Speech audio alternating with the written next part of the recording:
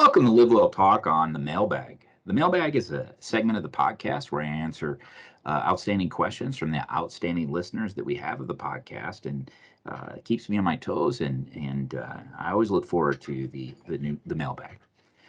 Today's edition of the Mailbag will cover topics related to smoking, caffeine, and pregnancy or fertility.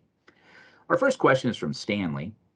Smoking obviously increases your risk for lung cancer. True. But what are other most common diseases caused by smoking? Uh, well, smoking. Let's break that up into smoking and nicotine. Okay, smoking makes you more susceptible to emphysema or chronic obstructive pulmonary disease, and two things can happen. One is you can develop a chronic bronchitis because from the smoking, and you're constantly trying to clear those secretions, and you're susceptible to infections and bronchiectasis, which is damage to the bronchial tubes. Or you can develop what's called emphysema. And what happens in emphysema is that the smoking probably turns on, or does turn on, an enzyme that helps repair the damage that the smoking does. But in some people, it gets turned on and it keeps doing it. And what it does is it destroys the alveoli and you get air trapping. So a person takes a breath in and they can't get the breath out. And that impairs their lung function. And so when you see they call it the pink puffer, which is the patient that's very frail, very, very emaciated on chronic oxygen, they probably have emphysema.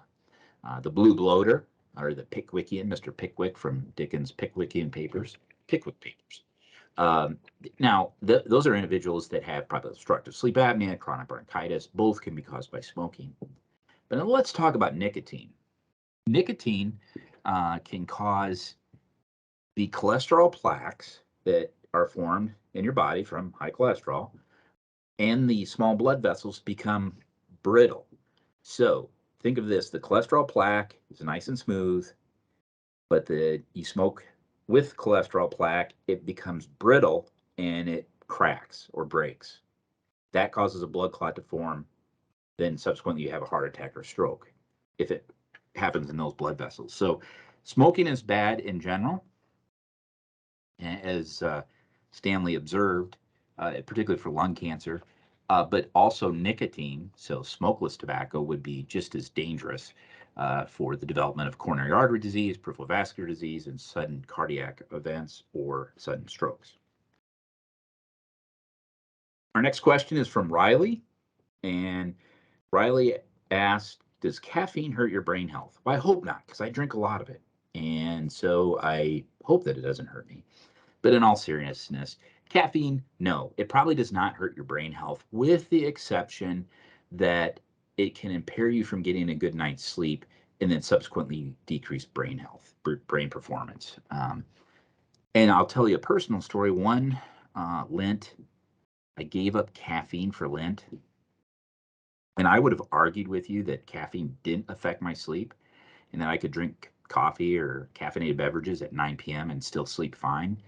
But after I had stopped that, I found that my sleep was so much better not drinking caffeine in the evening. So it does affect our quality of sleep, which subsequently affects brain health and brain performance. And when it comes to coffee, I vividly remember this memory from childhood when my family, we won. My mom worked at Kmart East, and we won a Mr. Coffee when it first came out. And I can remember the neighbors coming up to our house and the adults just sitting around till like 11 p.m. drinking coffee and just watching it fill up in this. Because, prior to that, you probably don't remember, you had little percolators. And so that's my coffee story.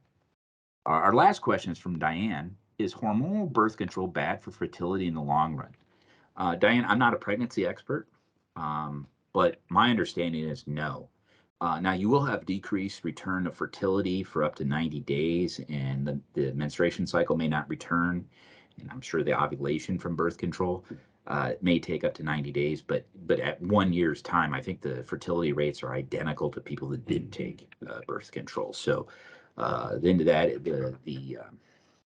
the answer to that question is no, it does not affect fertility. That's all for the mailbag today. If you'd like to submit a question in the mailbag, go to unitypoint.org/mailbag. I'll answer questions about COVID-19, other medical conditions. Also, maybe you'll present a question that we can have a future podcast for and answer that question. Please know, however, the mailbag is not a substitute for your primary care clinician, and you should discuss medical problems, personal medical problems with them.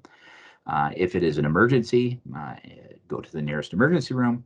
If no emergency room is available, then obviously dial 911. Once again, you can submit your questions to me at unitypoint.org/mailbag. That is unitypoint.org/mailbag, common spelling of mailbag, MAILBAG. I look forward to hearing from you, our amazing listeners. Thank you for listening to LiveWell Talk On. If you enjoyed this episode, don't forget to subscribe, and if you want to spread the word, please give us a 5-star review and tell your family, friends, neighbors, strangers about our podcast. We're available on Apple Podcasts, Spotify, Pandora, or wherever you get your podcast. Until next time, be well.